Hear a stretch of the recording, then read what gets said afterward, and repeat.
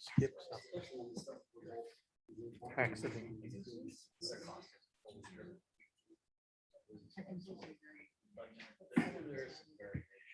Shaking things up, huh? Throwing us all off. Okay, so until Jake gets. Thanks. Had nothing to do with your action. Good idea. Yeah, we have assigned seats in regular meetings, but not here. Well, but these are as good as assigned. Pretty much. They may not be assigned, but they're certainly home. No. Oh, Break chair. Who's been sitting in this chair? Okay, we're there. We've all been taking turns. If Wayne's here, it must be time to start. It Yeah, is. we're late. Sorry. No, we're okay. With that then, good afternoon. We welcome you here to the study meeting, the West Valley City Council. We note that we have a quorum. We have 6 members on here attending. I believe is Tom on? Is Yeah. Tom on? Yeah. Oh, there he is. Yeah. So we have all council members participating in our meeting tonight or this afternoon.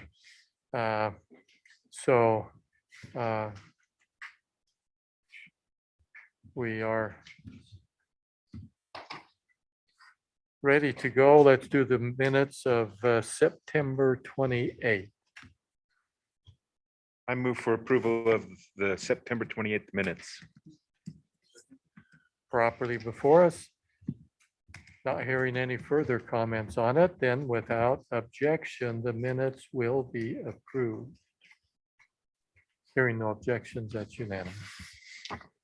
Okay, then we always put on our agenda our review of our regular city council meeting later this evening, and the redevelopment agency meeting will be held as well. Any issues there, any further comments or discussion? I didn't check, but I didn't think there were any changes. I believe that's correct, Mayor. There wasn't a whole lot on the agenda Right. for No, the regular meeting. Hearing none, then we'll move on to this resolution we have on our agenda. Resolution 21-176. It's a memorandum of agreement for the Mid-Valley Bus Rapid Transit Connector Project. Oh, who's gonna, I believe it's Steve. I was just Oh. double checking real quick. okay. It is. Yes. Well, he's getting up and And he's walking. approaching. back there. Yes, exactly. See, before I didn't have to turn around, it would just magically appear on my screen on Zoom. This picture would pop up. So no presentation to show this time. Thank you, Mayor. So this is a memorandum of agreement between the city and Taylorsville, Murray, UTA, UDOT, and Wasatch Front Regional Council. And it's for the Mid-Valley Connector BRT project.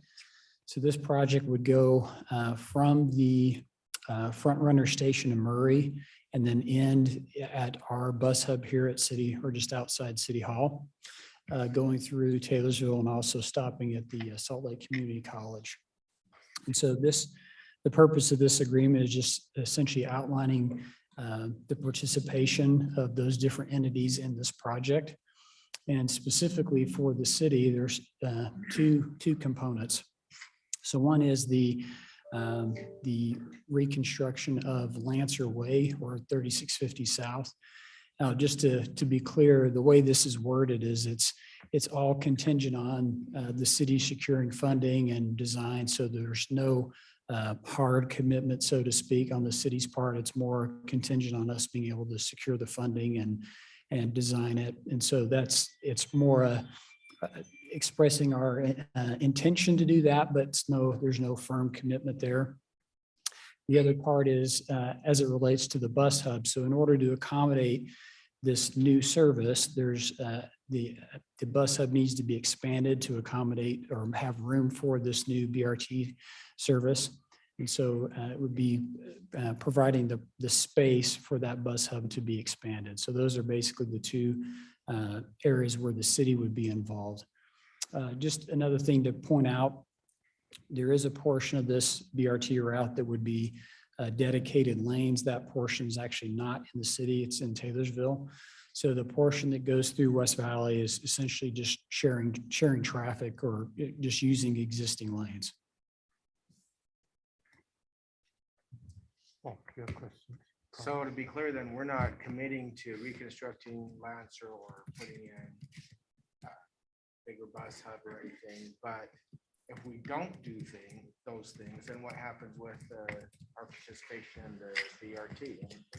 So the reconstruction Lancer Way, I would say, is not essential for the bus. That would certainly make the service better, but it's not essential. The bus hub portion really is essential. There's not the space currently to accommodate the bus. And so under this, the city's not committing to actually make the improvements. It's only providing the space. So UTA would actually be the entity to actually make the improvements, like physical improvements. And that space will come out of what used to be the America First, A portion of, yes. and the other portion. The other portion is mostly, sorry, Steve. No, Was interim. Go ahead. it just, for now, would remain parking. No, but- Well, the other piece that we would be putting to this would come out of that north end of America First, south end of our own parking, which is Okay. mostly landscaping right Okay. now. Okay, so it's mostly the America First Yeah, lot, but yeah. it's all currently owned city property. Yes. Yes. And so are we gonna reconstruct Lancer Way? And if we are, does that mean it's gonna be wider, or it's gonna have sidewalks, or it's gonna have something, or I mean. Yeah. I don't know if Our that's next plan- week's agenda, Right, or right. maybe we're talking about it in 5 years. Right. It's kind of more of a longer than next week, but shorter than 5 years. We actually, regardless of what was going on with the connector hub project, we're contemplating improvements to the intersection at Lancer Way and 27th anyway. That is a little bit further out, and we would try to speed that along and make it correspond with whatever happens on the connector hub. So that would be the intent. Okay, but we might not go any further west than the intersection. Correct. Now, eventually, also, we do want to go further west, do the whole overall improvement where there's no curb gutter, sidewalk, that sort of thing, and there's road resurfacing needing to happen. So we want to get further out west as well, but the intersection would be the first and the primary focus. All right, thank you. This wouldn't affect our current BRT. No, it would not affect that. The two parts won't have any interaction with each other. So this would just terminate at the bus hub, just west of City Hall. Same connection they have now. The BRT onto Magnet. On 2700 West, currently there are bus stops there. Will there be any changes to those? Does this require any modifications? Or will they just bypass those? So there are a few stops planned along 27th. So you have one at 3800 South, one at 41, one that's, I don't recall the cross street, but it's between 41 and 47th, and then 47th South. And those are not, for example, like on 35th, you have stations out in the center of the street. These would be more just on the side of the street, like other bus stops. Will there be one there where the old American Express, now State Office Building is? It is close to that. The cross street, as I zoom in, it's close to, not exactly, but close to Bedford Where the Road. light is, Right, that's a traffic signal there. close to that. Okay.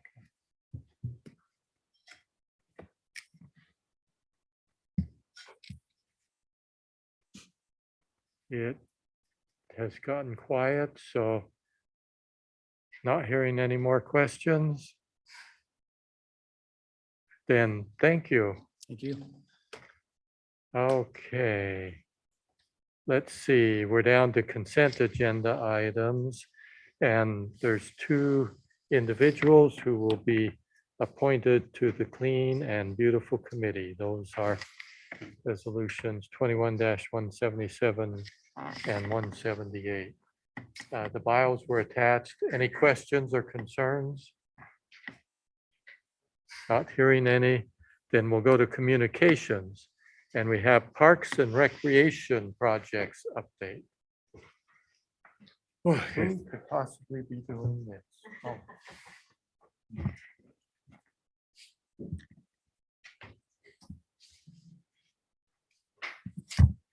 Welcome, Nancy. Thank you. Good evening, Mayor and Council members. Nancy Day, Parks and Recreation Director, and it's a privilege to be here to talk to you about some of the projects that are coming up in our department, particularly in parks and some of the park projects that are happening. So I appreciate the opportunity. Let's see. Let me try.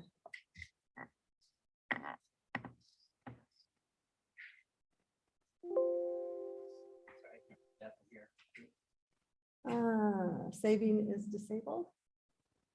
Do you want me just to try to get it going here? We're both, sorry, using the mouse at the same time.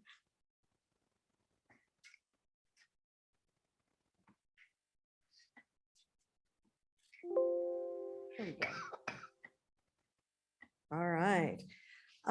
So before I start talking about the specific projects, I want to talk just a little bit, as you know me, to talk a little bit about the value of the parks and the GI or the green infrastructure and what that means for our community. You probably recall right at the beginning of COVID, we had just finished up our feasibility study, our citywide survey, the focus groups and all of that to really ask our community what they thought.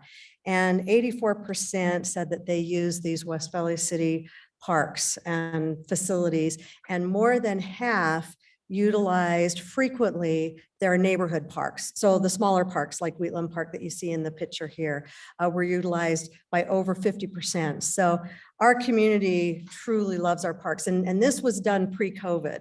We know during COVID, we've seen an increase in people using outdoor recreation facilities.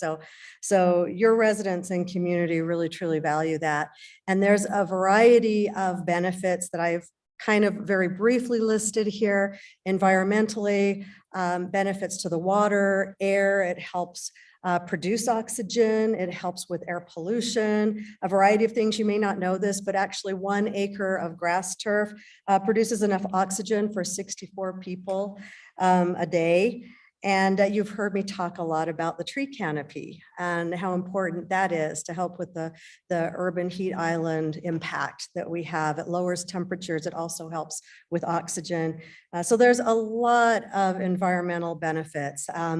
The critical pollinators that we're also, need to watch out for, and other native plants as well as species. All of those things come from what we're doing with our green infrastructure.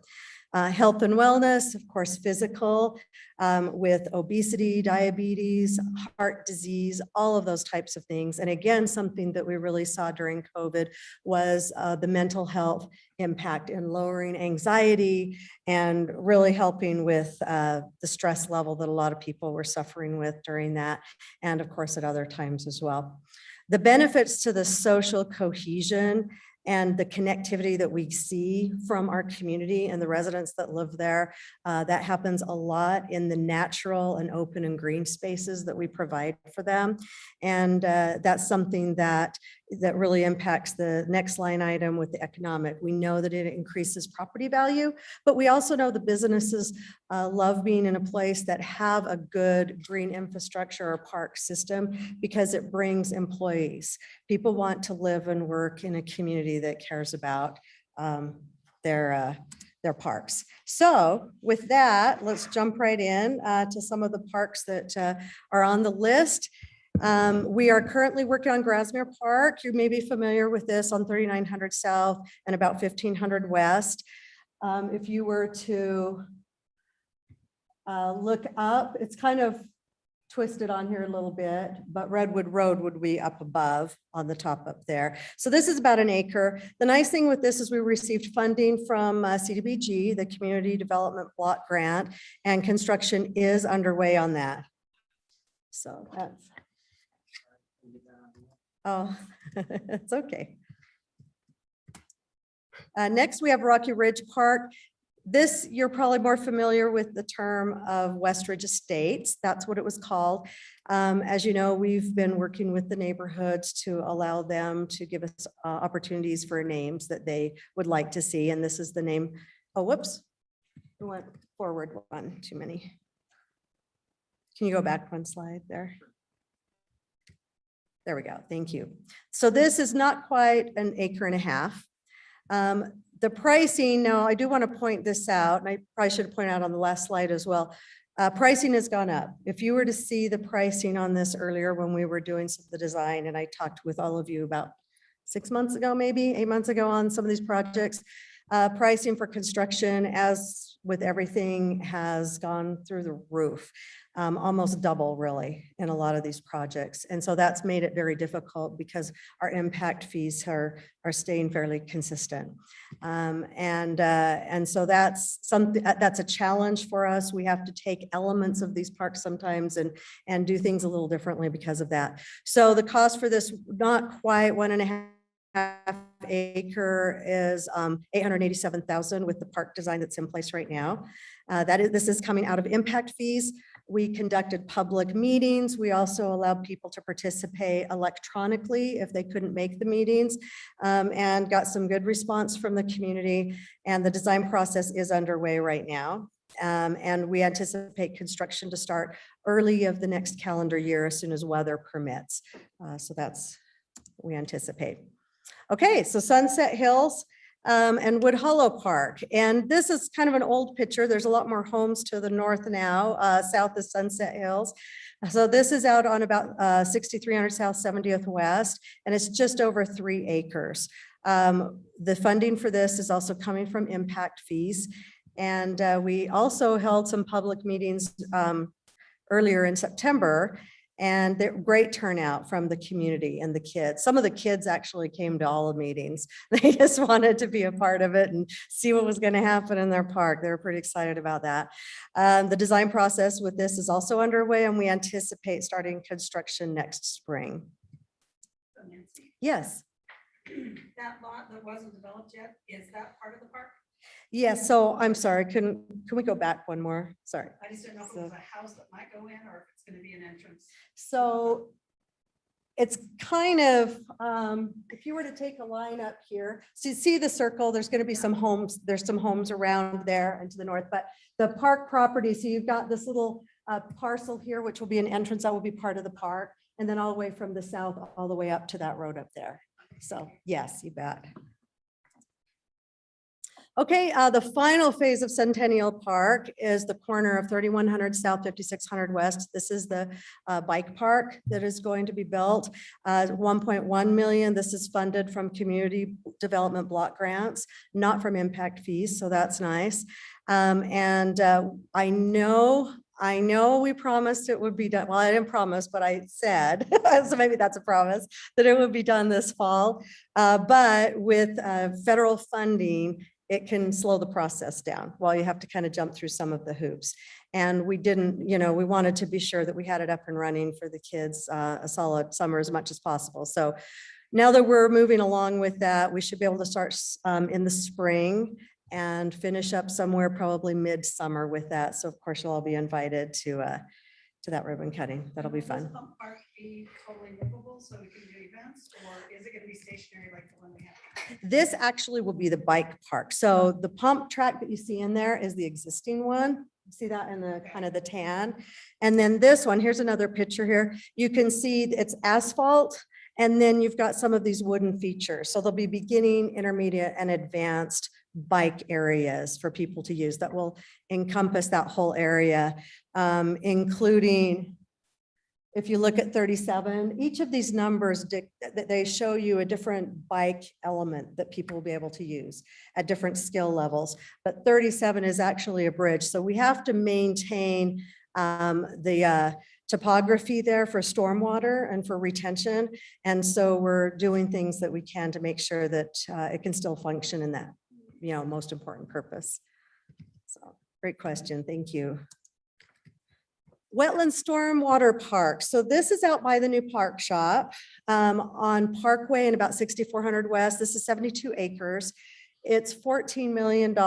We did apply for just over 7 million in government grant money.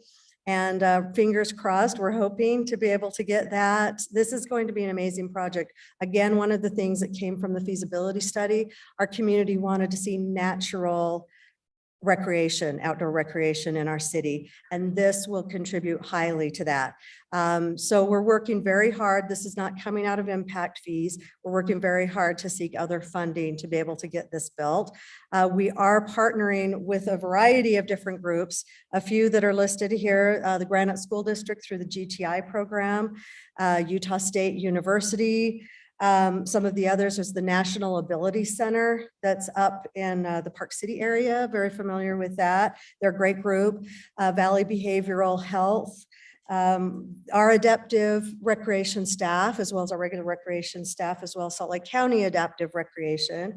And then several equestrian groups that are particularly on the west side, Hoofbeats to Healing, Unbridled Hope and Healing, and Head and Home Incorporated. So we're really excited about the different programming opportunities for our community and even people beyond that. It's going to be an amazing amenity in our city.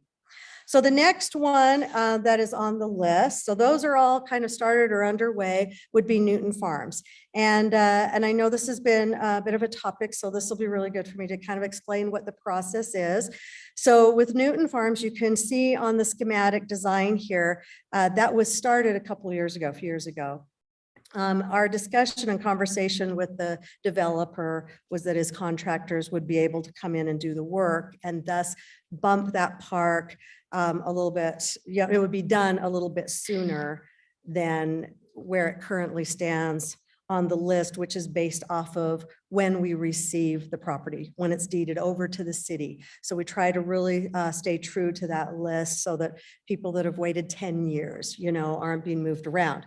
What would happen is the developer was going to be reimbursed by the city with impact fees when we had them in the order that this would have been built, if that makes sense. Hopefully I was clear on that. So we're having conversations now, and we're hoping that this will be the direction that we're able to go with this. If not, then it will be built in the proper order, which is what it shows here as the beginning of 2023. Really, it depends on the impact fee funds. As we receive impact fees, if we had an influx of impact fees and we were able to do it sooner, we absolutely would do that. It really is based upon those fees and when they come in to play. So because yes. the cost is going up so substantially, are we raising our fees to compensate for that for future parks? I know that, and C. Patrick could probably answer that a little bit better because there was an adjustment recently this last year to impact fees that is done a little differently. We as a Parks and Recreation department don't really work on that level. That goes through Steve's department. Yeah, so So- short answer is yes. Okay. It doesn't happen every year, but it does Right. happen periodically. And Karen, you'll remember, and the rest of you, that we have to go through that study and commission that, get it all done. But Yeah. did we just do that this year or was it last year, Steve? So we went through the study last year, but then I think the fees were just barely updated earlier this year, as I recall. Thank you. Yeah, so great question on that. So, and we know that the city is getting more and more built out. So at some point, we won't have the impact fees coming in. So those are definitely considerations. And to your point, with the costs going up so much, the cost that you're seeing here, so the 620,000 for this acre, that's what it is right now, right? We're hoping they stabilize or even go down a little bit, but we don't know, right? We don't know if we're going to continue to see an increase there. So, okay, then just a couple other slides here. Upcoming, these are other projects that I didn't do a full slide on that are also on the list to be done through, some through impact fees, some through grants. The Westview Park Addition, 1.25 acre there by the trail or the Salt Lake Utah Canal Trail. Broad Drive Park, Brock Family Park, Operation My Hometown, that's the Rocky Mountain Power Corridor Park. And Nicole Cottle is working very hard at getting funding elsewhere to be able to build that park for that part of our community. Midway Trailhead Park, the Veterans Memorial Park, which will be, if you haven't seen the design, I'll have to send it. It's an amazing park that we're hoping to be able to draw some funding on that is adjacent to the Veterans Plaza. And I apologize, Mayor, I know there's a different name for it and it's lost my head, but right now, but we'll have the ribbon cutting on Veterans Day for that. This is directly adjacent to that and the Pioneer Crossing Park that the county is building. Sugar Plum Park, UDOT gave us some land, about 14 acres just south of Parkway by the Mountain View corridor that we'll be putting in some sports fields. The Jordan River West Trail Park, that is from 33rd South to 39th South on the west side of the Jordan River for easier access for our community. And then we continue to work on the Crosstown Trail system. We're working with Salt Lake County, with other entities, and also getting grants to help us with those projects. Yes. So question, what is the address for the Brock family? That is, oh, and I could email you the exact address, actually, as soon as I sit down. It is, do you know where the Brock farm is at right now? And Which Brock okay. farm? Yeah. they've got- Oh, well, okay, that's true. I'll tell you what, I will email it to all of you when I sit down. It's right by the owner's home by Fred Brock. Fred's, okay. It's Fred's, yeah. So it's right That's next to 40 his home. 4,400 south and 4,400 west. on Yes, yeah. So that's where that's at. And so that'll be a great little farm themed park. Right, so we're doing that one instead of the one on 4,800, or are we still trying to acquire the property on 48? We've tried to talk with the owner on that, and we haven't had a whole lot of interest. And this isn't too terribly far from that piece of It's pretty property. close. Yeah, it's pretty close, but that would still be an ideal location because of the proximity. And it's about 6 acres. So it's almost exactly the same size as the Brock Farm property. And is this amount, the 2.8 million, is that including all the park finished or just the property? Yes, That's the complete- that's the development cost to Okay. develop Because it. we've already bought the property? Yeah, we're in the process of, kind of in the middle of that right now. Yeah. Okay, thank you. Yeah, you bet. So here's just a couple of things for some of the other divisions I thought you might be interested in. First, a little bit more on the parks. So as you remember, we acquired 2 Salt Lake County parks this last year and a half. And so the signs are in now, showing that they are West Valley City Parks. We did a lot of irrigation work. Our 3 irrigation guys got in there and they did a lot to really try to enhance it and make it better. We also were able to do earlier in the spring a full-on tree audit and safety measures. We brought a company in because of the tall trees there. There was some damage from that big windstorm about just over a year ago. And so we wanted to be sure that it was safe. And then we've had some tremendous volunteer assistance through Operation My Hometown.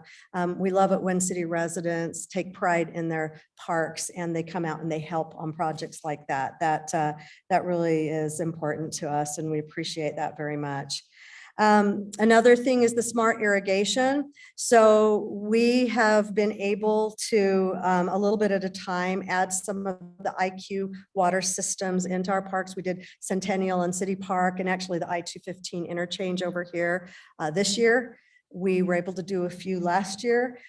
There's still some communication devices we need to add that we're working on getting in and then hook it up to cell phone service and pay our fees for that. So are you applying for any assistance through Granger Hunter? Because they have assistance with smart irrigation programs that they help pay for and donate. So Yeah, I think, was that the one that you spoke about a couple of months ago, or was that the Jordan Valley? Because I checked that actually when you were talking about it, Yeah, Granger and it doesn't open again until January. So I'll double check with Granger Hunter also and see if we can get more assistance. Our guys have been able to do the work to put it in, just kind of slow but sure. But we still have to be able to buy the materials. They help purchase materials. Yeah, see, that would be great. Yeah, so. So we're working with Rainbird right now. So yeah, so I'll absolutely follow up because this is something that we actually spoke with somebody recently, just last month, that had just made the transition, and they said it's well worth it. Davis School District did it a couple years back, and they saw a 30% savings by having the smart systems in. So it's not only the financial end, right? It's the environmental end. It's being water efficient and making sure that we're, you know, taking care of that as we progress with our systems. And then the last thing, you can kind of see a little picture down in the corner here, is we're doing an analysis of solar lighting. You probably recall we've had times in our parks where people have gone through and vandalized and pulled the wiring out of the lights. And sometimes we'll go in, it's very costly, we'll put it back in, and a couple weeks later it's gone again. And it's very frustrating. Some of these solar light systems have been tested and work very well. And to put, like, for example, the top of this particular light here, we can use the same light poles we have, and it's about $1,300. So it's not, you know, when you have, you know, 20 in a park or something, you know, depending on the size of the park, the price can go up. But we're working on analyzing it and seeing where we could start, what we could do. And I'll be working with Mr. Pyle on all of those options. Another reason we were looking at that is to put it in places where we don't have electricity, but our residents would like to see it lit up a little bit more for safety reasons. They'd feel a little more secure. And that's mainly the trail systems that we see, even the trail like at Centennial on the south end. So, you know, these are ways for us to be able to take care of that and help people feel safe and be safer. And it's not incredibly high cost. And environmentally, again, we're doing the right thing there, and we're not running up electrical bills or anything else. So we're excited to see where that goes. Family Fitness Center, real quick, the Dino Dig top picture there, like everything else during COVID, delivery got slowed down with a lot of things. We should, in the next 2 weeks, get the final installment of safety flooring, I guess you could say, not really flooring, surfacing, sorry. And once that comes in, we'll install it. We'll be ready for a ribbon cutting. So we'll be sure and let everybody know on that. And the other part was the energy efficiency project that's been taking place. They just finished it up this week. So now it's a balancing of hot, cold, and making sure all of the controls are working well. So that's going to take a little bit of time to work through. But for all of our members and people that utilize the facility during the very hot months of the summer, I know that they're going to be equally happy that it's going to be nice and not muggy in there anymore. And then the golf courses, I just threw a picture in for the drainage up at the ridge. The staff up there have been working very hard to fix some of the drainage. It's been a critical situation with the drought at the golf courses because of the canal water that they use. They use a lot of water from Utah Lake, and with it just getting lower and lower, a lot of the sodium and a lot of that comes through, right, in the minerals through the system. We get that on our course, it dries it out, and it's a long and expensive recovery. The guys have been working very, very hard on that, working with the drainage, working with those types of issues, and it's looking really pretty good. And I just talked with the pros today, and last month and this month, we have seen, well, we're not really much into this month. So last month and some of the month before, some record numbers that some of the tournaments that are able to come back, and they're excited, and the courses are doing well with that. Harmon Senior Recreation Center, as you recall, right at the beginning of COVID, we were working with the union for contractors to come out and remodel that room, make it bigger. And during COVID, the union did not allow them to work in close proximity on projects like that as a volunteer. So it's finally done now. And it will take the seniors, Zenda says it will take a year for them to rebuild the train. I don't know, they kind of go down a little bit at a time, but if there's a nice window, so you don't have to go in the room, if you just want to see the trains going, you can be on the outside, and it's very nice. And if any of you would like to come out, I'd certainly invite you to come take a look at that. And then last but not least, at the Cultural Celebration Center, with the canal water drying up, as you've been informed a couple of times, we're looking at some different options to do with the canal, work with the canal system right there at the Cultural Celebration Center. So it still looks nice. It's still functional, effective. It may not all have water, but we still are very much wanting to keep the working water feature there. And so we are working on some designs for that. And that's all I have. I don't have any questions, so, yes. So I might be mistaken. I thought we approved the funds to fix the fence at Azio Park, the block wall. I mean, it's still on the list. It wasn't reprioritized. Okay, so do we know about when that will happen? That I don't know. Where's it fall on the list currently, Nancy? It's about, Like $80,000 to do. yeah, and with demolition, it was just over 100,000 for the post and panel. So not to replace the block, but to do post and panel. And we're getting new prices because those, we're assuming, probably went up a little bit as well. It's on the list itself, only about fifth or sixth on the list, but some of the projects above that are asphalt and concrete work, which are kind of expensive. So it's a matter of funding really on that. But it's close towards the top, and we were able to knock off several projects this year, which raises it up a little bit more. It's just, like I said, kind of the concrete asphalt works a little bit higher on I just that. thought for risk management, we would have bumped it up a lot more since it's a park with kids. Right. And we have, Falling off.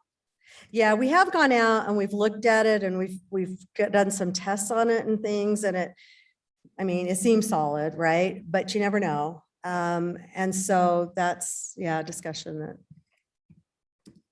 to maybe have further. It is moving. It is moving up the list. Yes. Has not gotten reprioritized. Nancy? Yeah, you hear me? Oh. Yeah, Yes, hi. okay. That's really excited. I really like it. The question about the 2320 South and 1300 West, is that one used to be is Salt Lake County Park? And I know it's when he told us last time working on it, we're gonna turn over to us now. That's a Grasmere Park, correct? Is that the one? I think he's talking about Trailhead, Nancy, I think. Oh, 2320, 13. Yes, thank you. So that's the Redwood Trailhead Park. Yes, that, we are maintaining that. We're still Great. waiting for the final deed from the county because of some of the impact on the river. Flood control is doing some work on the parcels. But yes, we are maintaining that. Okay. that's Just a great. little further information for that. One of the things the county found out when it started getting deeper into the deed transfer process was they had some irregularities, we'll call, that they had to deal with before they're able to give it to us. So that has slowed the process down. Yes. Okay, that's good.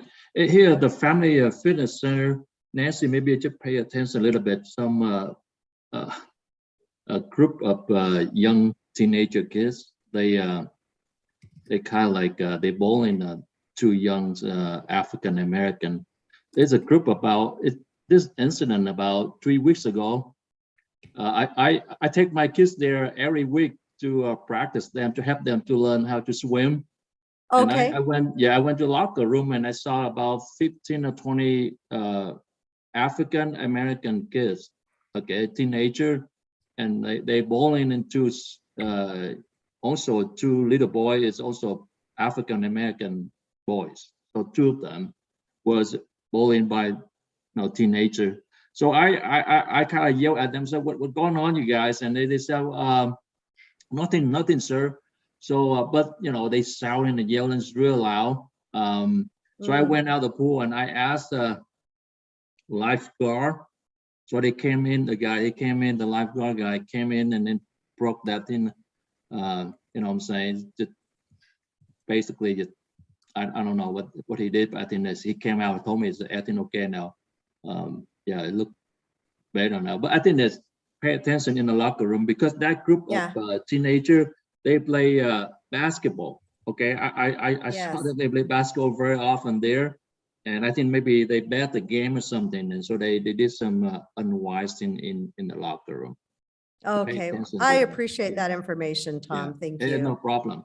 Yeah. And thank you for saying something. Oh, Appreciate yeah, that as well. I spoke up right away. I said, wait, yeah, I'm yelling Thank at you. them. Yep. Thank you. I wish we could control the behavior of everybody, but I know it's tough. awareness is good. So thank You know, you. when they did the lifeguard, they take turn about half an hour every time they take turn at the pool. Maybe ask them to walk inside the locker room. and check. Yes, and we do that as part of their rotation. So Uh-huh. depending on if it's a male rotating or a female rotating will depend on which locker room they are rotating through before they do break, and also first aid rotate as part of their rotation there. So that is part of what they are supposed to be doing as well. Okay. And I have asked the staff to follow up on that to make sure that that is happening. And there are more lifeguards in the evening or weekends, which is probably when you were there. So there's more opportunity for that as well. Okay, great. Thank you, Nancy. Thank you. Yes. I just had a question. I know in the past, we've discussed the dog park. Yes, Is it still on our list somewhere? it is. So one of the dog parks, My sidewalks in front of my house, what's that? kind of like with the Oh. sidewalks. Yeah. Well, Salt Lake County has said that they will, and I was on the steering committee for this. So it was really important to me that we got something in our city. And so they earmarked putting a dog park on the southwest side of Lodestone. So it will actually be up against the trail system, which is great. So if somebody's walking a dog on the trail system and they want the dog to run off leash, they can do that. I recently heard that has, for funding reasons, has been delayed. So it might be a few years before that happens. But we also have it on our master plan and our 5-year plan to start doing some design and looking at other places where we might be able to put one, because we do know that that's something that would be important. And also the Salt Lake County Park Magna Regional. So they're focusing, the Salt Lake County is focusing on larger regional parks. And that one's just across the street from West Valley City by where the old animal shelter was. That park is also supposed to have a dog park in that. And they've started construction, but I don't know how far out their phases will go on that park. So great question. Mayor, did you have a question? Yes, this report that you've given us Mhm. covers all proposed parks at this point, right? That's correct. So there may be others in the future, but this is complete. So there's not any other parks that we're holding the property or we're in No, some point of No, planning and we are still, as per the direction of council, looking at properties we can acquire, because again, we want to maintain enough green space for our community, for our city, right? Because of all the benefits and things that we see from that. So it could change at different times, right? But for right now, this is what we have on the Okay. docket. So, Thank you. The solar lights that you're looking at and analyzing, are those more of accent lights just to provide a little bit of visibility, or are they actually illuminating type of lights? They're actually illuminating, and they've, I've been looking at them for several years now. Salt Lake County in one of their parks tried a couple several years ago because they weren't sure how they would work out. So we were kind of following their lead. We wanted to see what their experience was. What we have found is that these lights, especially with the LED in there, are very, very good. They're not the quality you would want for like a tennis court or a pickleball court or a sports field. The light's not quite bright enough for that. But it does illuminate very well, and you have to have them ideally within maybe 70, yards, I think it is, apart. I think that's what it was. There's calculations in there so that you're doing it properly and lighting it up enough. And you can also, there's adjustments to make so you don't have the bleed out. So if the trail is in close proximity to some of the homes, they're not going to have the light shining in their backyard. So there's a lot of different things, a lot of things we've been able to push forward with that particular part of the industry, which I think is really good. And then does funding for that come out of the streetlight fees that we're doing? I don't think so. It would be nice, but I kind of, I don't think so. This is as you know, a lot of times we try to do projects and accomplish goals through other means than we normally would. And in just sort of a nice way, not criticizing at all. This is the first I actually remember hearing about the parks illumination light. So I love it. That's great. It's awesome. But I don't think we've actually really discussed where we would fund it from. Whether Right. it would be from street lights or whether it would be from park projects or. Very new analysis. Yeah. And some of the information I shared with you, I literally got a week ago at our national conference. So I haven't had a chance to it's meet with. It's not a Mr. big Kyle deal, on but that. yeah, to the question. I mean, yeah. I love the fact that we're always looking for different ways to get some of these things done. In fact, I was thinking same thing on the dog park question, because we have had such a difficulty both in terms of figuring where would be a good place, having the land, being able to construct it and maintain it, which is the hardest thing on any of these dog park locations. Right. We've tried to address different ways to approach that. Like, for example, you might remember we were trying to partner with Rocky Mountain Power for a while down there by the Jordan River. Didn't work out. Why? I don't know. There were a lot of reasons, but the point is we're always trying to figure out different ways to do things. And that was one of those. The solar powered lights thing, that's great. I mean, again, kind of a new way to sort of deflect or combat the stealing the copper wire Right. scenario, which we have a lot of. That's great. That's awesome. So you really start accomplishing a lot of different things, right? Right. Exactly. So it's, and there are some grant dollars out there for energy efficiency that we might even be able to grab hold of and utilize for some of this. So we're looking at all different avenues. Would it be practical to put one in my hometown under the power corridor? Park, dog park. Yeah. We actually have been having a lot of Actually have that in the conversations design. about Yeah. park. Yeah, Yeah. I haven't been too involved in the design discussions or questions. I don't know if you have. or not. Yeah, we do a small one because there's not going to be parking added because of, it's not our property, right? So we have to follow a lot of different rules. But I don't know if, and I don't know the business name, but there's a business building that is on the east side of the corridor, kind of northeast, and it gets graffitied a lot. I don't know if you know which one I'm talking about there. To combat that, we talked about doing a nice mural that might even be depictive of dogs or animals in general. And being able, because you would fence in the dog parks, and then it would eliminate very easy access to that wall that is typically graffitied a lot. So we're very strategic in where we're looking at doing different things there. So yes. All right. Also, sorry. No. graffiti. Yeah. So the wrapping of the 2 power boxes out by the skate park, how are we coming on that? Very well. The artist has come up with a design. And I'll follow up to see exactly when he'll be able to start that. I'm hoping obviously before the weather changes, but I know there's been a little bit of change in direction on that. So I'll follow up. Still doing it, or- Yes. Yes. Good. Yes. And we had him change the design a little bit because it wasn't geared towards the biking or the skate or that kind of thing. We wanted it to kind of fit in. And so he's done a good job. It's nice. All right. Okay, thank you you. very much. Thank you. Okay, next we have a discussion on charter school safety.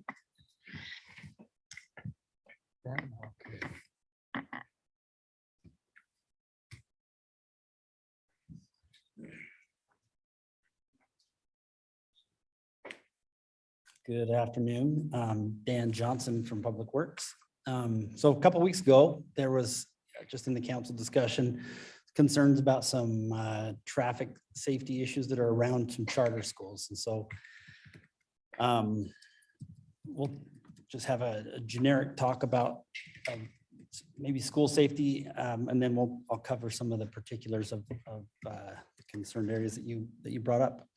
So the question was raised, though, how are charter schools treated in relation to, the city normally will provide crosswalks and crossing guards and reduced speed school zones for public elementary schools, but we also have the same responsibility with charter schools to, if they have an approved walking plan, then we would have to provide guards and whatever it takes to accommodate that with charter schools as well. And examples of that would be the American Preparatory Academy on 3600 West and 3100 South, or the one on Crystal Avenue.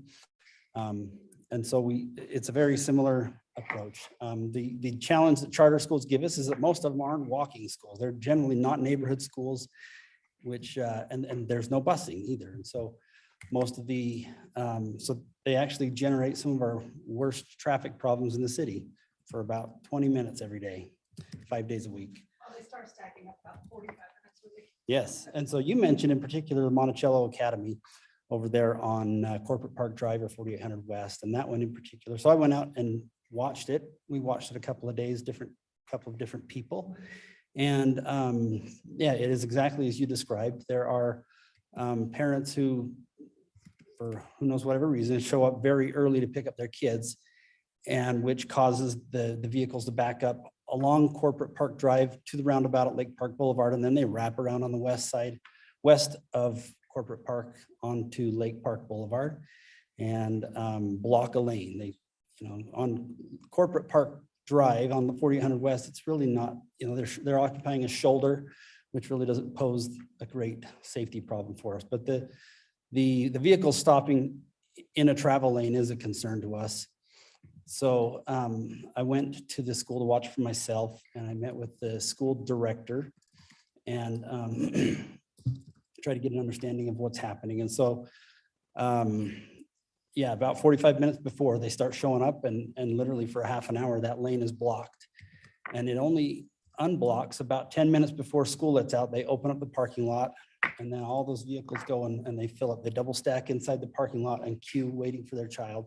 They actually have a great system for pickup. They've got a volunteer that sits at the driveway with a radio that takes the number of the student, like some kind of identifying number, and they radio into the office, and the office relays to wherever these kids are, and they send them out in an orderly fashion, so there's just not this mass of children in front of the school.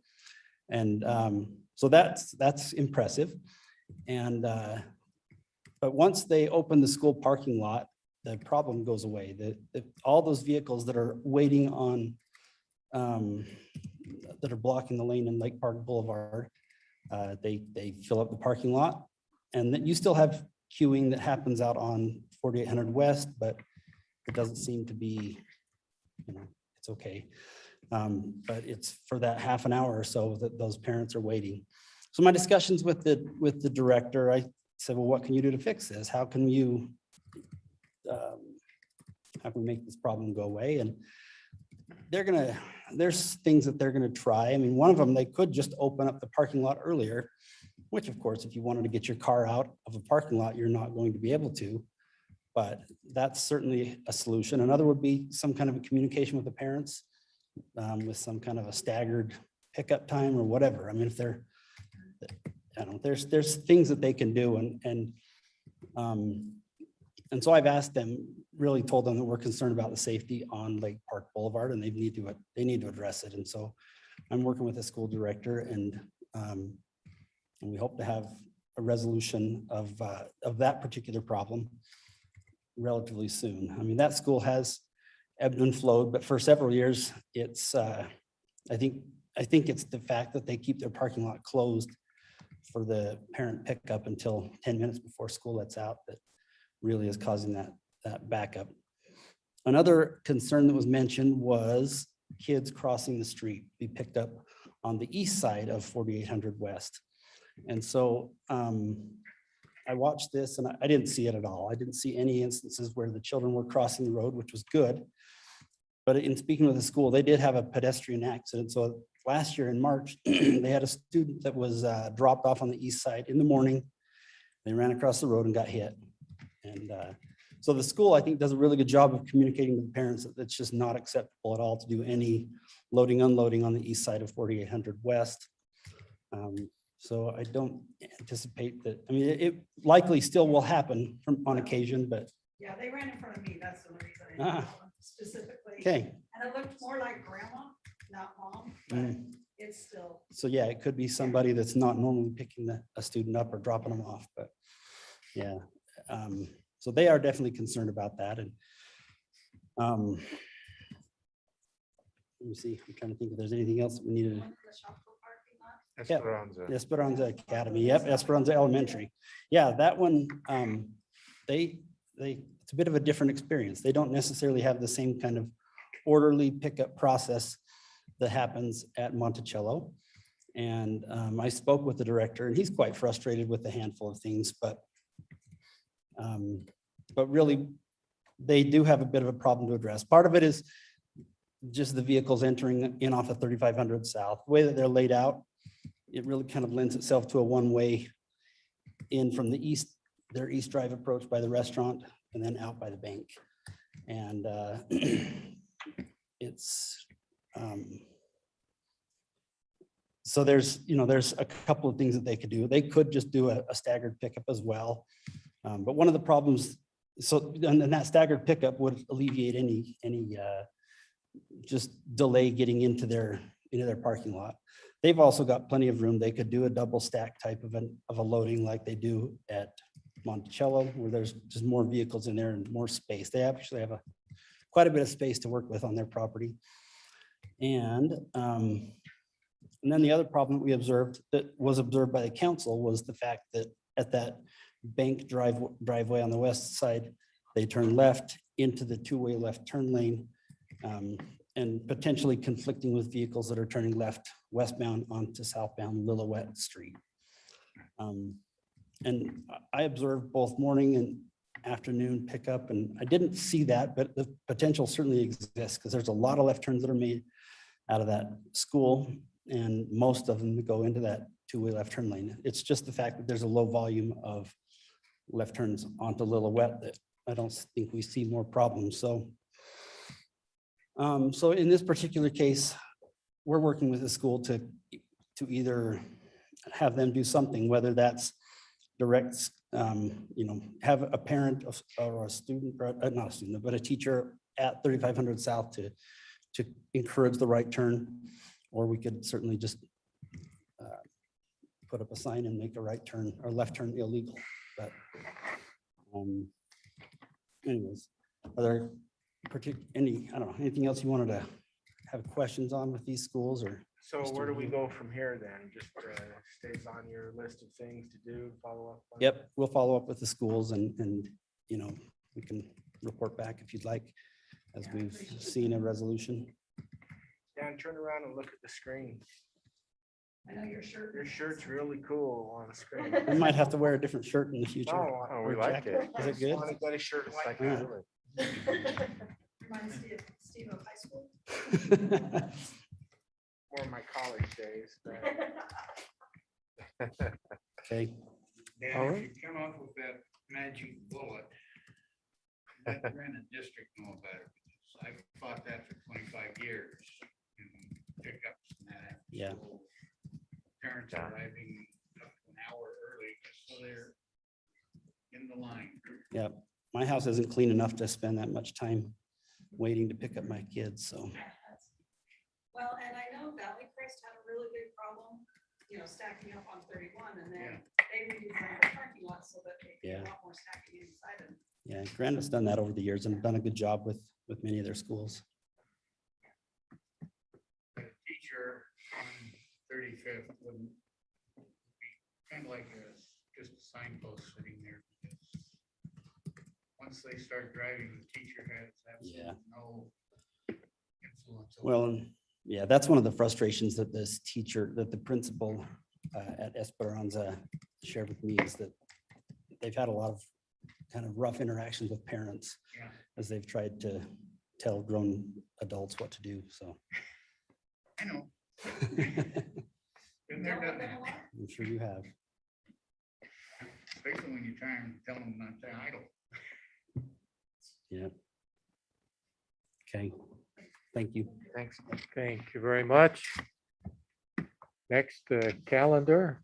Any questions there or comments? Okay, potential future agenda items.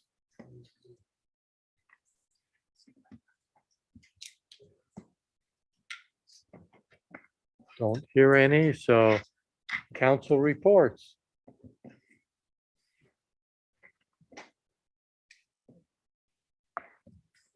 Maybe not maybe this could be a communication rather than an actual agenda discussion item, but I was thinking when we talked earlier about the nominations for Clean and Beautiful Committee, might just be nice to get kind of an overview of what committees we have and what the process is for community members who might want to be a part of it, how long the terms are, what does that nomination process look like?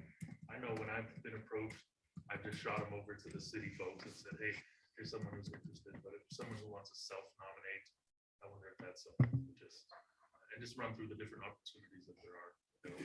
Sure, yeah, absolutely. We've done that in the past, and Nicole does a good job of coming in and sort of summarizing, here's what the process is.